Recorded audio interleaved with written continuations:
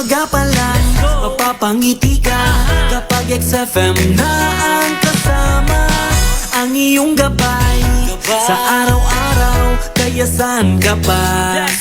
Dito ka na sa nangunguna, radyo na pinakamasaya, katropa mo forever. XFM makes life better. Kami ang katropa mo, exciting dito. Saan man sulok ka ng mundo, araw-araw maaasahan mo. XFM makes life better. Katropa mo, katropa ko, katropa ng lahat, katropa ng bawat Pilipino. Katropa mo, katropa ko, katropa ng lahat, katropa ng bawat Pilipino.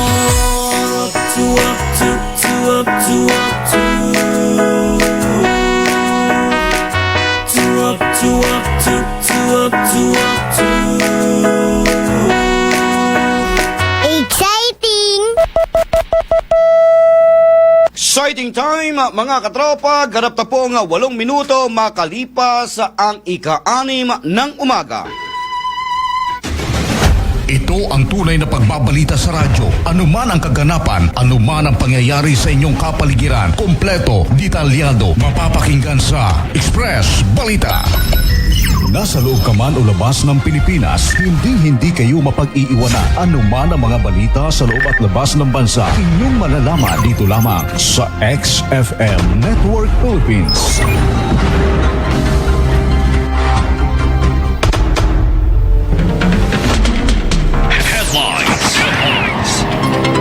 Sa ulo po ng ating pong mga balita, pagpapahaba ng runway ng Puerto Princesa Airport, solusyon umano para mapalakas ang turismo. Kasi for information, it is only 3 airports, Hapon Airport, to make na magagamit yung Master Data 3 Puerto Princesa. Paghuli sa mga gumagamit ng maingay na tambotso sa Puerto Princesa, mas hihigpitan. Kung hindi natin sila papansinin, hayaan natin sila, kawawa naman yung ibang taong nais ang pahinga ng matiwasay pagdating ng gabi. Palawan, posibleng makinabang sa bagong tuklas na natural gas malapit sa Malampaya. Ibig sabihin yun, talagang i-workout natin sa Kongreso yun. So para magkaroon ng statutory share yung probinsya natin. 3 barangay sa Cuyo Seawall Project ang iminungkahi. 14 million pesos development fund pinagkakasya sa 17 na barangay. Doon na tayo makaway, yun na yung bigay ng national government sa amin, pagkakasahin din namin. Sa atin naman po nga balitang regional, 71 anyos na lolo natrap sa sunog, patay sa lalawigan ng Samar. Sa balitang national, grupo ng mga negosyante hinikayat ang gobyerno na damihan ang pag-export sa Middle East. Sa atin naman po nga balitang international, US President Trump admin pinababasura ang kaso ng mga opisyal ng Minnesota na pagbabawal sa immigration crackdown. Sa balitang showbiz, SB19 ipinagmalaki ang panibagong tagumpay.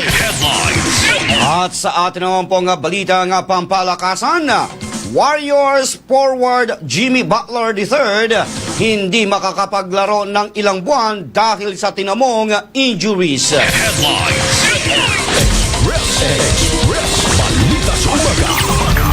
Mabilisan man ang takbo ng bawat minuto, mabilisan man ang takbo ng bawat segundo, hindi kayo mapag-iiwanan ng mga balita.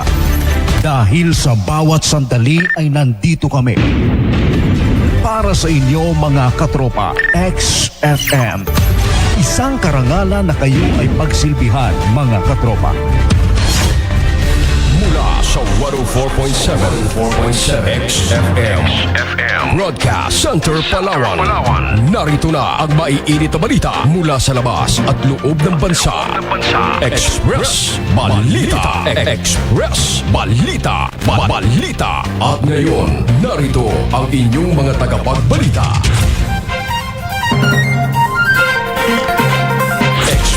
Express Balita sa Umaga. Magandang umaga, Pilipinas! Magandang umaga, lalawigan ng Palawan! Magandang umaga, lungsod ng Puerto Princesa! Ngayon po ay araw ng Huwebes, ika-22 sa buwan ng Enero taong 2026. Ito ang Express Balita sa Umaga. Tayo ay live mula dito sa XFM Broadcast Center, Puerto Princesa City. Nasa bayan din po napapakinggan sa 14 na mga relay station sa buong lalawigan ng Palawan. Kami rin ay napapakinggan saan mang bahagi ng mundo sa pamamagitan ng XFM radio app sa inyong mga Android phone. At live din tayo napapanood sa 104.7 XFM Facebook page. Mga katropa, kami po ang inyong magiging tagapagbalita ngayong umaga. Ako po si katropang Alizon Salvatus. At ako naman po si katropang Jamaica Sarad.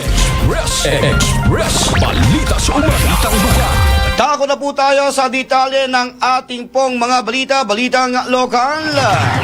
Papaigtingin pa ng City Anti-Crime Task Force ang panghuhuli sa mga gumagamit ng maiingay na tambutso dito sa lungsod ng Puerto Princesa.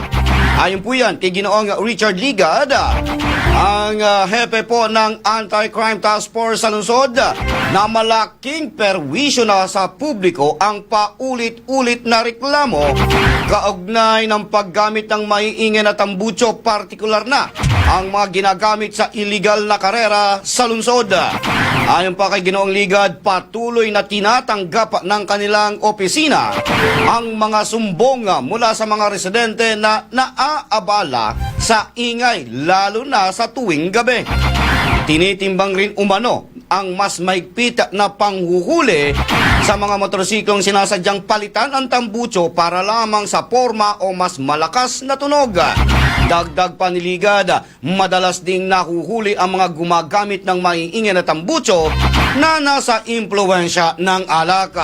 Babala nito sa mga motorista na sumunod sa mga umiiral na ordinansa at iwasan ang paggamit ng mga maiingay na tambutso sa mga sasakyan na nagdudulot ng abala sa mga residente. Mga kababayan natin, sabi ko nga sa mga Gilbert, yung mga nagbabas sa atin ay lahat puros bas lang, pero wala namang mapatunayan. Meron ba tayong inagrabyadong tao? Meron ba tayong binugbog na tao? Na wala kasi lahat sila, yung pambabas nila, wala lahat sa hulog, may pinaguhugutan. Ang pinaguhugutan ay nahuli sila, pero sa nahuli sila, ilan ang nahuli? Isa. Pero ang malamang, ang masaya dyan, lagpas sa isa.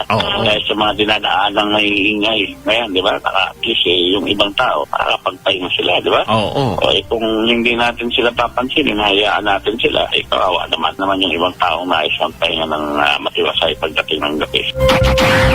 Mga katropa, yan po ang tinig ni Richard Ligad, ang hepe po ng City Traffic Management Office at ng Anti-Crime Task Force sa panayan po ng XFM. Express Balita sa Umaga. At ang balitang inyo pong napakinggan, handog naman po sa inyo ng Santon Plus Gold.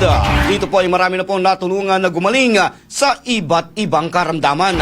Dahil po yan sa kanyang mabibisang sangkap, gaya po ng mangustina, ampalaya, malunggay, garlic at spirulina. Kaya katropa, subukan mo na rin ang pag-inom ng Santon Plus Gold. Mabibili na ito sa lahat ng mga butika at parmasya dito sa lungsod ng Puerto Princesa at sa buong lalawigan ng Palawan. Express Balita sa Umaga.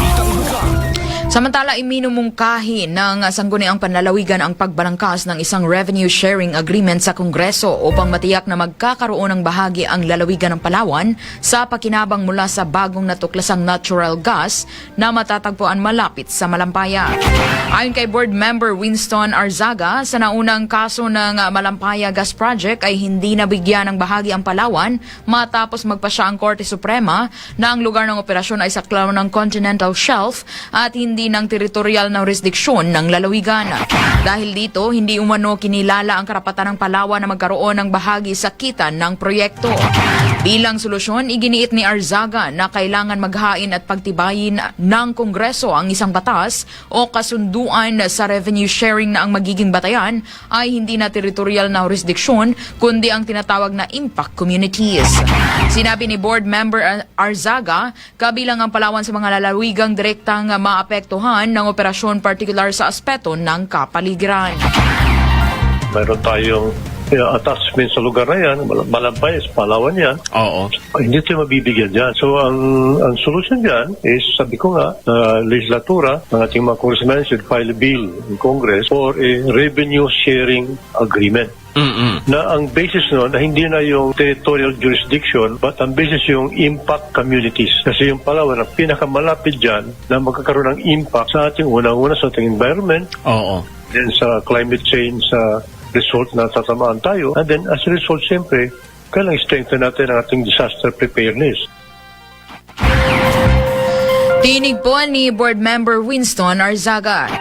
Nilinaw din ni Arzaga na mahalaga na magkaroon ng hakbang ang mga mambabatas upang matiyak na may malinaw na batayan sa paghahati ng kita kasabay ng mga panukalang pangkalikasan bago pa matuluyang magsimula ang operasyon ng bagong natural gas field. Matatandaang January 19 inanunsyo ng Pangulong Ferdinand Marcos Jr. na may bagong natuklasang supply ng natural gas 5 kilometro sa silangan ng Malampaya Field sa karagatan ng Palawan. Nakatumbas ng humigit kumulang 14 bilyong kilowatt hour ng kuryente na sapat para sa 5.7 milyong kabahayan, 9,500 establishmento, 200,000 paaralan sa loob ng isang taon. Siyempre, yan malaking proyekto yan. Hindi na tayo masabi na mayroong environmental impact yan. So tayo bilang frontline province na talagang nakaharap dyan, dapat partihan tayo dyan. Hindi na doon sa territory pinag-usapan, but siyempre because it is ang Palawan is a frontline impact province. Tanggap naman ang lahat yan. So yun, may sabihin yun, talagang i-work out natin sa Kongreso yun. So para magkaroon ng statutory share yung probinsya natin. Tinig pong muli ni Board Member Winston Arzaga. Yan ang balitang hatid sa inyo ng numero 1 vitamin C sa bansa. Ito ang Santon Vitamin C at ito ay pumasa sa pagsusuri ng FDA na may kakayahan upang palakasin ang immune system ng isang tao. Upang hindi tayo magkasakit mga katropa, mag-Santon Vitamin C na. Ito ay mabibili sa lahat ng mga butika sa Puerto Princesa at buong lalawigan ng Palawan. Express Balita sa Umaga. Balitang Dukan. Samantala mga kabayan mga katropa, hindi sapat ang kasalukuyang haba ng runway ng Puerto Princesa City International Airport. Dahilan kung bakit limitado umano ang interes ng mga airline mula sa ibang mga bansa na lumapag sa Puerto Princesa. Ito po ang naging pahayag ni Palawan 2nd District Representative Jose Chavez Alvarez dahilang iminumungkahin ito ang pagpapahaba ng runway sa International Airport ng lungsod upang makahikayat ng direktang international flights at mapalakas ang turismo sa buong lalawigan ng Palawan. Ayon pa kay Congressman GCA, may mga ulat mula sa tourism stakeholders na humihina umano ang tourist stay sa lungsod ng Puerto Princesa dahil madalas na transit point na lamang ito patungo sa El Nido, Port Barton at Balabac.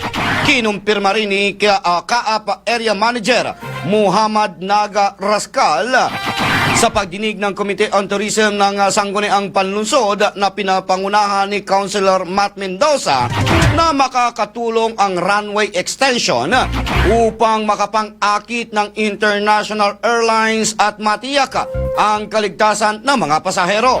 Nilinaw pa ni Congressman Jose Chavez Alvarez ang kanyang iminumungkahi ay para sa kaunlaran ng turismo sa buong Palawan at hindi kaugnay sa planong pagtakbo nito sa anumang posisyon dito sa lungsod ng Puerto Princesa. Actually, idea of Congressman Alvarez is very talaga na tama.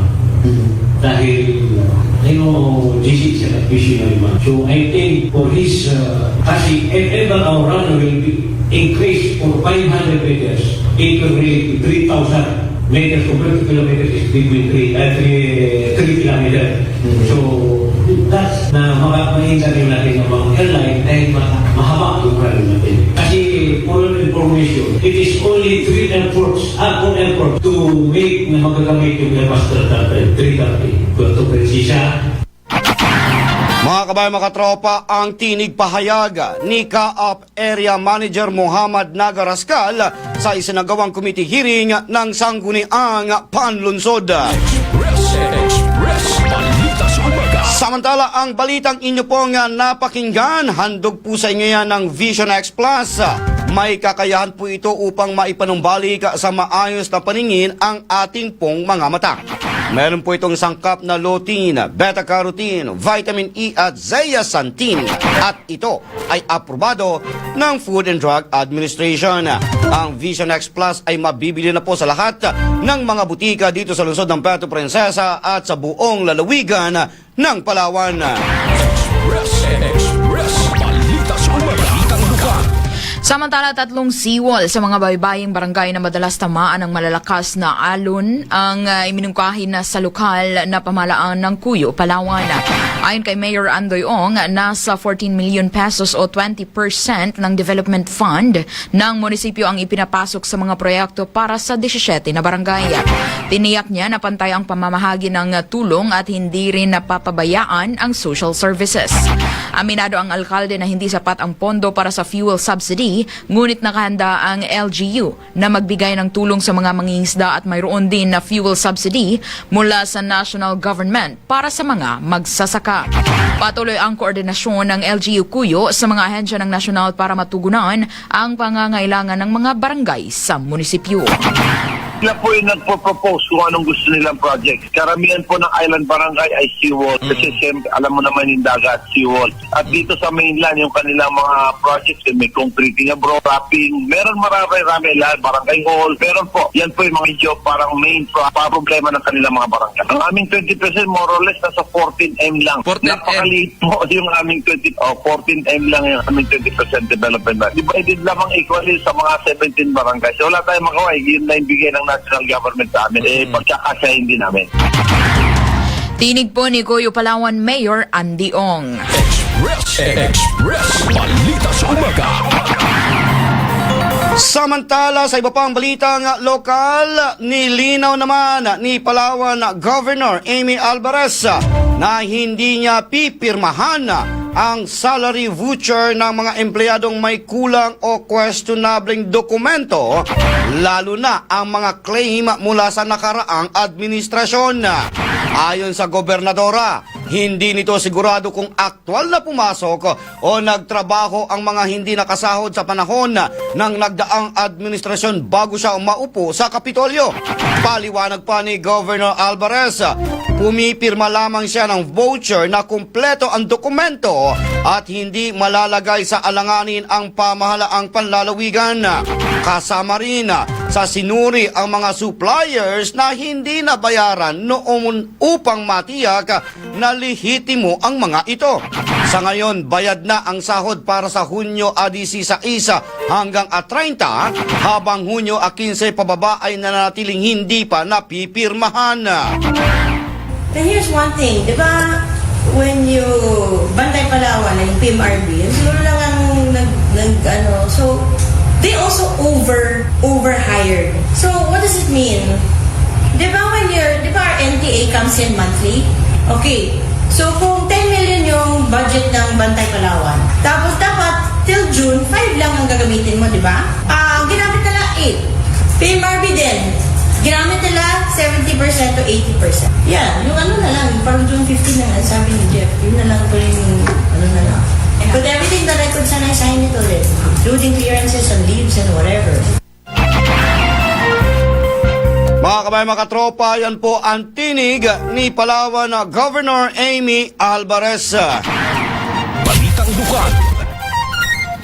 Samantala, pagtatalong ng magkapatid na uwi sa pananaksak sa bayan ng Rojas, Palawan. Katropa natin sa balita, Belia Mucha. Report. Nauwi sa pananaksak ang pagtatalo ng magkapatid sa Barangay Hulo, Rojas, Palawan itong Enero 19, 2026. Ang suspek ay nakilalang si alias Jake, 29 na taong gulang at kapatid ng biktimang si alias Rino, pawang mga residente ng nasabing lugar. Base sa inisyal na investigasyon, nagiinuman di umano ang magkakapatid sa bahay ng kanilang ama. Sa kasagsagan ng kanilang pag-iinuman, inaya di umano ang biktima ng kanyang kinakasama na magpasama sa banyo at nang tumayo ang dalawa, dalawa, nagsalita ng masakit na salita ang suspect na kapatid at hinarang sila sa pinto na nauwi sa mainitang pagtatalo at dito na sinaksak ng kuya ang kapatid nitong biktima. Agad namang naisugod sa pagamutan ang biktima habang tumakas ang suspect at patuloy na pinaghahanap sa kasalukuyan ng pulisya. At yan ang balita natin sa inyo ng Santon Plus Coffee Mix na kapag kape ka na, ginagamot ka pa. Mabibili ito sa lahat ng mga butika nationwide. Para sa nagkakaisang Pilipino sa Pilipinas, mula rito sa 91.5 XFM El Nido, Belia Mucha, XFM News. Express Balita sa Umaga. Samantala, dalawang kawatan naman sa pool sa CCTV matapos pasukin ang isang tindahan. Diyan naman po yan sa bayan ng Nara, Palawan. Katrapa natin sa balita, Ray Elgaran. Live report. Sa pool sa kuha ng CCTV ang dalawang kalalakihang kawatan na nampasok sa isang tindahan sa Purok Magkaisa, Barangay Sandoval, Nara, Palawan. Ang naturang tindahan ay ito'y pagmamay-ari ni Rosamay Masaga, na kung saan ayon kay Masaga, dalawang kalalakihan na sila rin na nampasok sa kanyang tindahan. Batay sa kuha ng CCTV, isa ang lookout sa labas at isa naman ang pumasok para magnakaw na tulad ng mga sigarilyo at perang 500 pesos nakita ng tindahan. Samantala, naitulog na sa barangay ang insidente habang pinapayuhan naman ang lahat ng mga nagninegosyo sa lugar na paigtingin ang ibayong pag-iingat upang maiwasang mabiktima ng mga mapagsamantala. Yan ang balita atin sa inyo ng Santon Plus Gold na marami na nagpapatunay na nakatulong ito sa kanilang karamdaman. Kaya subukan mo na rin ang Santon Plus Gold. Mabibili ito sa lahat ng mga butika malapit sa inyong mga lugar nationwide para sa kakaisang Pilipino sa Pilipinas. Mula rito sa 93.6 Quezon, Palawan, Real Grand XFM News. Express Balita sa Umaga. Samantala, 4 na proyekto sa bayan ng Brooks Point na nakabase sa pagsaayos ng kalsada, kanal at solar street lights, formal nang pinasinayaan. Katropa natin sa balita, Dennis Chua. Live report.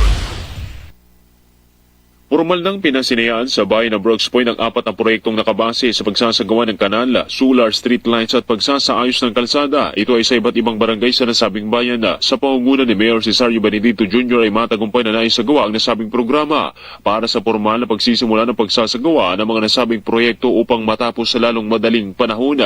Una na rito ang supply, delivery and installation of 100 sets of solar street light sa Sitio Abubakar, Barangay Calasagin.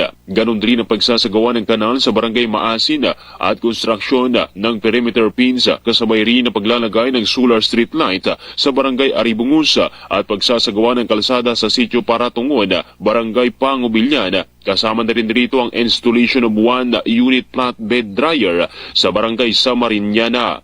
Liban rito, una na rin pinasinayaan itong nakalipas na araw ang 3 pang iba't ibang proyekto na nakabase sa nasabing bayan. Una na rito ang pagsasagawa ng comfort room sa public market ng Brooks Point at Market Mall site development at paglalagay pa ng mga solar street lights sa iba't ibang barangay. Samantala, sinigurado naman ng LGU Brooks Point na ang mga proyektong ito ay mapapakinabangan ng mamamayan sa nasabing bayan. Yan ang balita hatid sa inyo ng Santon Soap. May kakayahang paputiin ang inyong mga balanta. Ito ay dahil sa mga taglay nitong sangkap Santon Soap. Nabibili ito sa lahat ng butika malapit sa inyong mga lugar nationwide para sa nagkakaisang Pilipino sa Pilipinas. Mula sa 103.5 Rizal, Palawan, Dennis Chua, XFM News. Express Balita sa Umaga. Samantala mga kabayan, mga katropa, suwestyon naman ng mga konsihal dito sa lungsod ng Puerto Princesa na pansamantalang itigil ang operasyon ng poultry farm sa Barangay Bakungan, sinang-ayunan ng may-ari ng naturang manukan. Katropa natin sa balita, Girly Cadasio. Live report. Sinang-ayuna ni Ginoong Josefe, may-ari ng poultry farm sa Barangay Bakungan ang solusyon ng ilang mga konsehal na pansamantalang itigil ang operasyon ng kanyang manukan.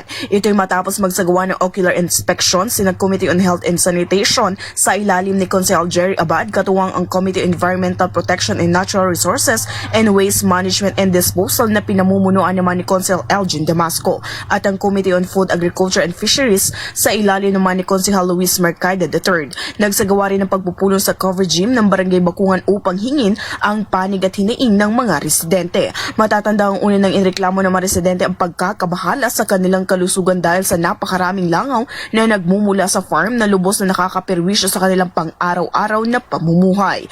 Yan ang balitang hatid sa inyo na isang masarap na kape, hindi lang basta kape dahil ito merong mga sangkap na magkakatulong sa pagpapalakas ng ating katawan. Ito ang Santon Plus Coffee Mix na kapag kape ka na ginamot ka pa. Para sa nagkakasang Pilipino sa Pilipinas, mula rito sa XFM Puerto Princesa, Girly Cadasio, XFM News. Express. Balita sa umaga. Balitang regional. Samantala patay ang isang 71 anyos na matandang lalaki matapos na matrap sa sunog sa loob ng tahanan nito sa Barangay 5, Catbalogan City, Samar nitong Martes ng umaga. Inilala ang nasawing matanda sa pangalan lamang nitong Mario, isang bedridden at residente sa nasabing lugar. Sa report ng Catbalogan City Police, nangyari ang sunog sa nasabing lugar dakong alas 8:35 ng umaga. Base sa investigasyon, bigla na lamang sumiklab ang sunog kung saan nabigo ng masagip ang matanda dahil nababalutan na ng apoy ang buong kabahayan. Nakaligtas naman sa insidente ang live-in partner nitong tinukoy sa pangalang Melissa, isang vendor at co-owner ng retail store sa ground floor ng kanilang tahanan. Mabilis namang nagresponde ang mga bombero at napula ang apoy bago mag-alas 9 ng umaga. Ayon sa mga investigador, kasalukuyang kumakain ng agahan si Melissa nang isang dumaraan sa lugar ang nagsabing nasusunog ang ikalawang palapag ng kanilang tahanan na hinihinalang sanhi ng faulty electrical wiring. Express. Balita sa umaga. Regional. Samantala mga kabayan, mga katropa, sa oras na alas 6:33 na po ng umaga, karagdagang balita ng regional. Nasagip at agad na isinugod sa isang hospital ang 12 katao ng pasukin ng tubig at tuluyang tumaob ang sinasakyan nilang lancha matapos ang hampasin ng naglalakihang alon sa karagatan sa pagitan ng Simunol at Bonggao Island sa Tawi-Tawi nitong Lunes ng umaga.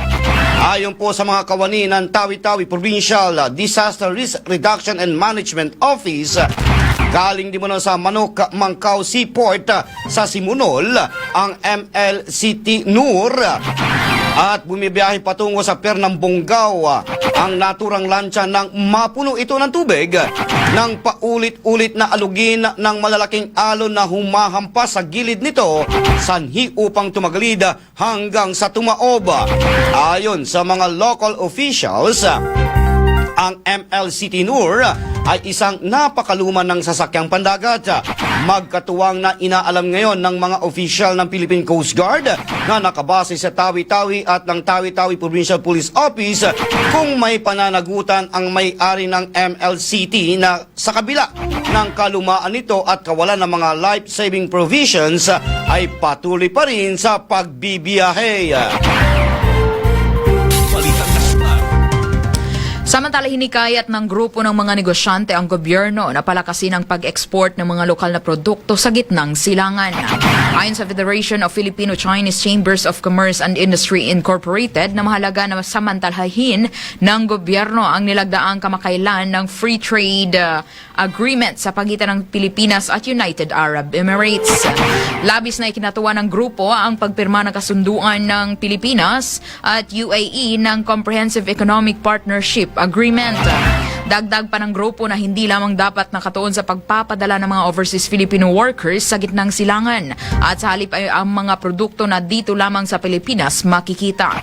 Magugunitang noong nakaraang linggo ay nagtungo sa UAE si Pangulong Ferdinand Marcos, kung saan isa sa mga tinalakay dito ay ang pagpapatibay ng samahan ng dalawang bansa. Express. Balita sa umaga.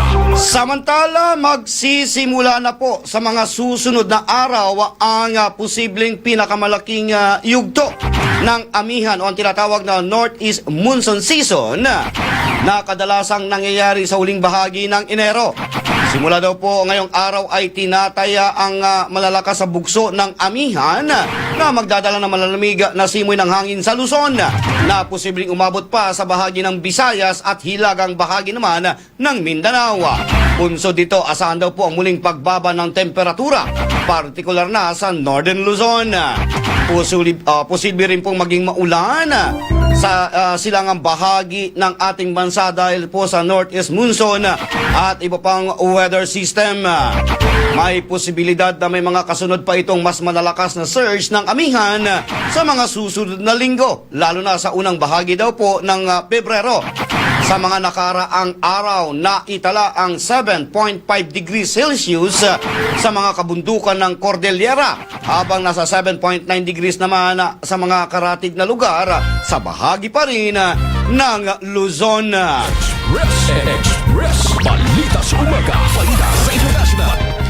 Samantala, nangako noong Martes ang presidente ng European Commission na si Ursula von der Leyen na hindi uurungan ang banta ni US President Donald Trump kaugnay ng planong pag-angkin sa Greenland.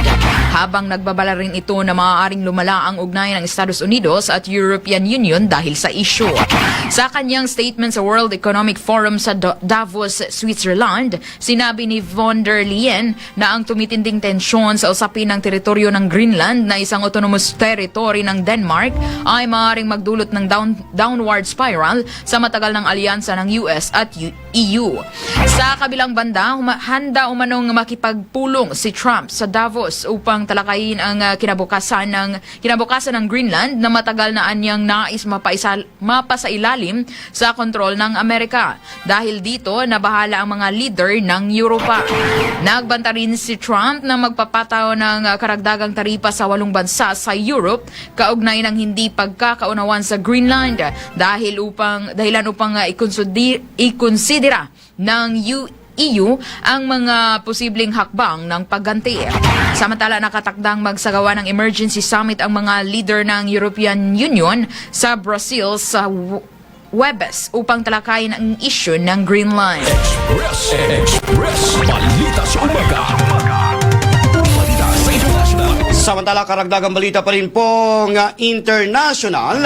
Hiniling din po ng US Department of Justice ang federal judge na ibasura ang hirit ng ilang leader mula sa Minnesota na itigil na ang immigration crackdown project o program ni US President Donald Trump. Nakasaad sa nasabing petisyon na tila walang kwenta ang nasabing hakbang ng mga lider ng Minnesota.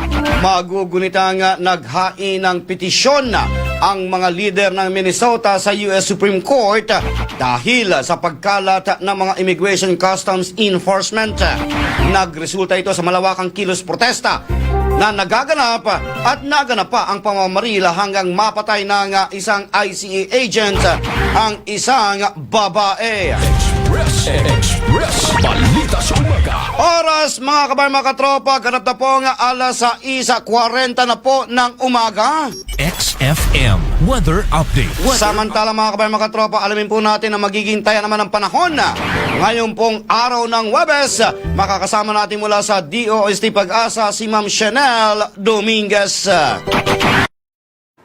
Magandang umaga po sa ating lahat. Narito ang ating weather update para sa araw ng Huwebes, January 22, 2026. So yung binantayan po natin bagyo na si Ada ay tuluyan na naging isang ganap na low pressure area kahapon.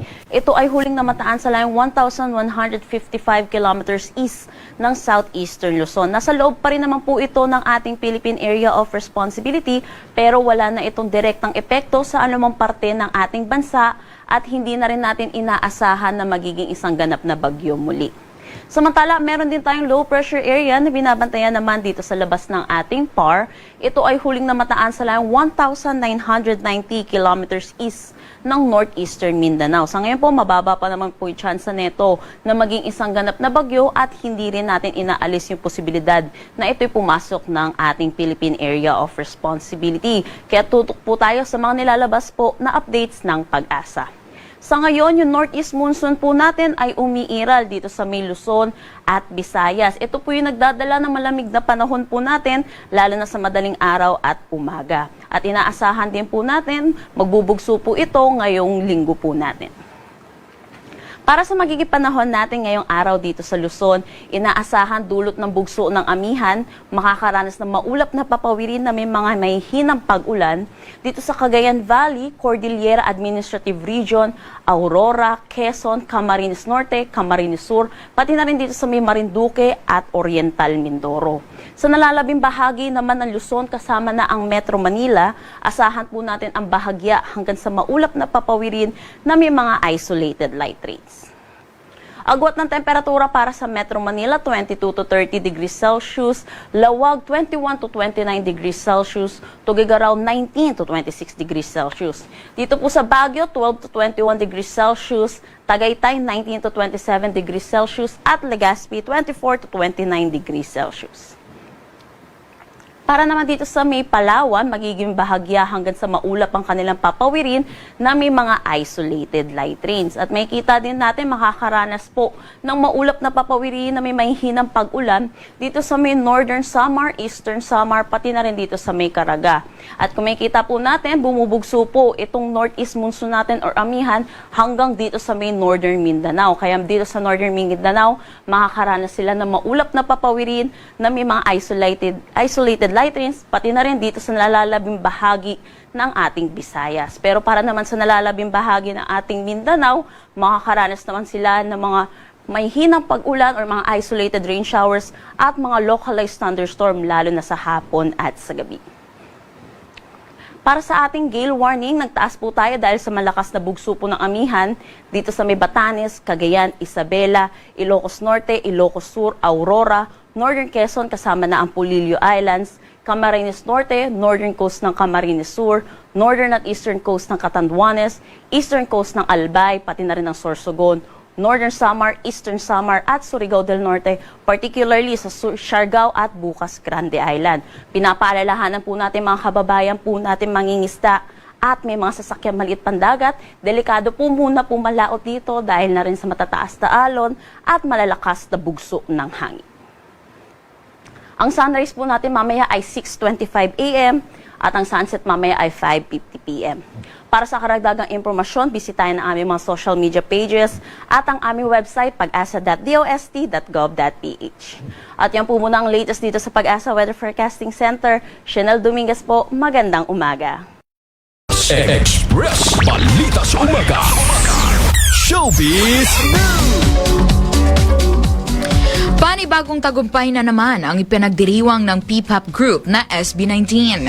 Sa kanilang social media accounts ay inanunsyo nila na nakaabot na sila ng 1 billion streams sa Spotify.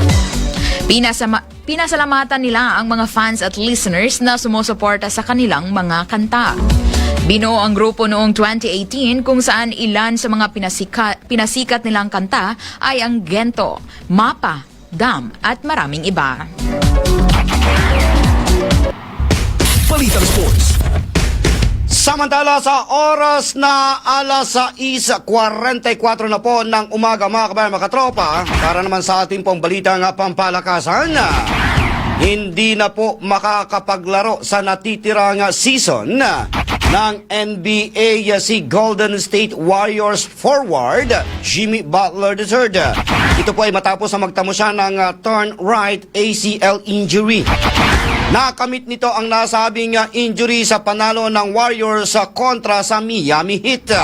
Sinabi ni Warriors head coach Steve Kerr, nasa sa ilalim pa sa ilang medical procedure si Butler.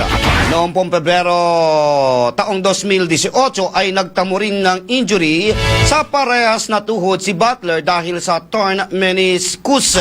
Habang noong pong Abril taong 2024 ay nagtamo rin ito ng sprained medial collateral ligaments.